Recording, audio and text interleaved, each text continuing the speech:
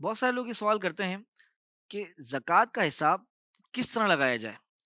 تو یاد رکھیے کہ زکوٰۃ کا حساب لگانے کا آسان طریقہ یہ ہے کہ سب سے پہلے یہ دیکھ لیا جائے کہ آپ کے پاس کون کون سے اموال زکوٰۃ موجود ہیں۔ جیسے مثال کے طور پر سونا ہے، چاندی ہے، پرائز بونڈ ہے، کیش ہے، مال تجارت ہے۔ تو یہ 5 طرح کی چیزیں ہیں جو کہ اموال زکوٰۃ میں شمار ہوتی ہیں۔ چرائی کے جانور بھی ہوتے ہیں لیکن فی الحال ابھی ہم اس کا ذکر نہیں کر رہے۔ ابھی ہم نے فی الحال ان 5 چیزوں کو یاد رکھنا ہے۔ تو یہ 5 چیزیں ہیں جو اموال زکوٰۃ ہیں۔ پھر زکوٰۃ کا حساب لگانے کے لیے آپ یہ دیکھ لیں کہ آپ کے پاس کیا کیا ایسٹ ہیں، یعنی کہ یہ 5 چیزیں جو ہو گئیں، یہ کتنی مقدار میں آپ کے پاس موجود ہیں۔ سونا ہے تو وہ کتنے کا ہے، چاندی ہے تو وہ کتنے کی ہے، پرائز بونڈ اگر موجود ہیں تو اس کی مالیت کتنی ہے، کیش موجود ہے تو وہ کتنا ہے، اسی طرح مال تجارت اگر آپ کے پاس ہے بیچنے کا سامان تو وہ کتنا ہے۔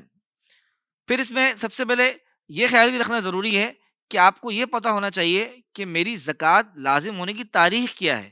کیا وہ رمضان ہی میں ہے یا اس سے پہلے یا اس کے بعد کوئی اور تاریخ ہے؟ کیونکہ یہ جو اس کی جو پرائز نکالی جائیں گی سونے کی، چاندی کی، یہ وہ پرائز نکالی جائیں گی جس دن آپ پر زکوٰۃ لازم ہو رہی ہوگی۔ اگر رمضان میں بالفرض چاندی کے ریٹ بالفرض 10,000 روپے ہیں اور جب آپ پر زکوٰۃ لازم ہو رہی ہے اس وقت چاندی کی ریٹ 11,000 روپے ہیں، تو اب آپ نے زکوٰۃ اسی 11,000 روپے کے مارکیٹ ریٹ کے حساب سے نکالنی ہوگی۔ پھر ابھی آپ کی اسکرین پہ ایک چارٹ بھی شو ہو رہا ہے۔ اس میں جو ہے وہ آپ اپنے تمام ایسٹ اور لائبلٹیز کا حساب لگا سکتے ہیں کہ اگر آپ کے پاس پرائز بونڈ کتنے کے ہیں۔ اسی طرح بعض لوگ جاب کرتے ہیں تو پروویڈنٹ فنڈ کے اندر انہیں کچھ رقم جمع کروائی ہوتی ہے، تو اس رقم کو اسی طریقے سے بہت سارے لوگوں نے کسی کو قرضہ دیا ہوا ہوتا ہے، تو جو قرضہ ہے اس کی زکوٰۃ وہ آپ کا ایسٹ ہے وہ بھی لکھا جائے گا۔ اسی طریقے سے کمیٹیاں لوگ ڈالتے ہیں، بی سی اس کو کہا جاتا ہے، تو اس میں بعض اوقات رقم جمع کروائی ہوتی ہے اور اب تک ملی نہیں ہوتی، تو وہ رقم بھی زکوٰۃ کے ایسٹ کے اندر شامل ہوگی۔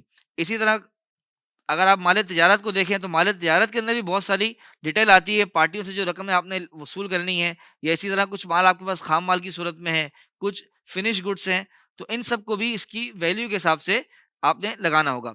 پھر اس کے بعد اس میں سے کون سی چیزیں مائنس ہوں گی یہ دیکھا جائے گا۔ مثال کے طور پر کسی نے قرضہ لیا ہوا ہے تو وہ قرضہ اس کی زکوٰۃ اس پر لازم نہیں ہوگی، وہ قرضہ اس سے مائنس کرنا ہوگا۔ اسی طرح ملازمین کی تنخواہیں نکالنی ہیں تو وہ تنخواہوں کی رقم مائنس ہو جائے گی۔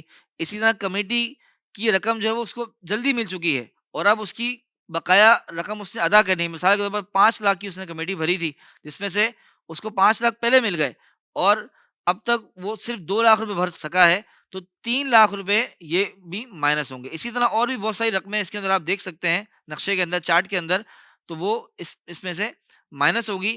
اب یہ تمام رقموں کو پلس مائنس کرنے کے بعد جو آنسر آئے گا وہ قابل زکوٰۃ رقم ہوگی۔ اب اس قابل زکوٰۃ رقم کو آپ 40 سے اگر ڈیوائڈ کر لیں گے تو آپ کی جو زکوٰۃ کی رقم ہوگی وہ سامنے آ جائے گی کہ اتنی زکوٰۃ آپ نے ادا کرنی ہے۔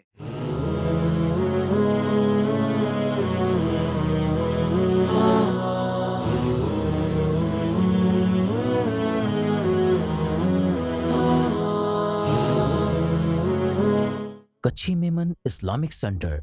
Run towards way of Allah.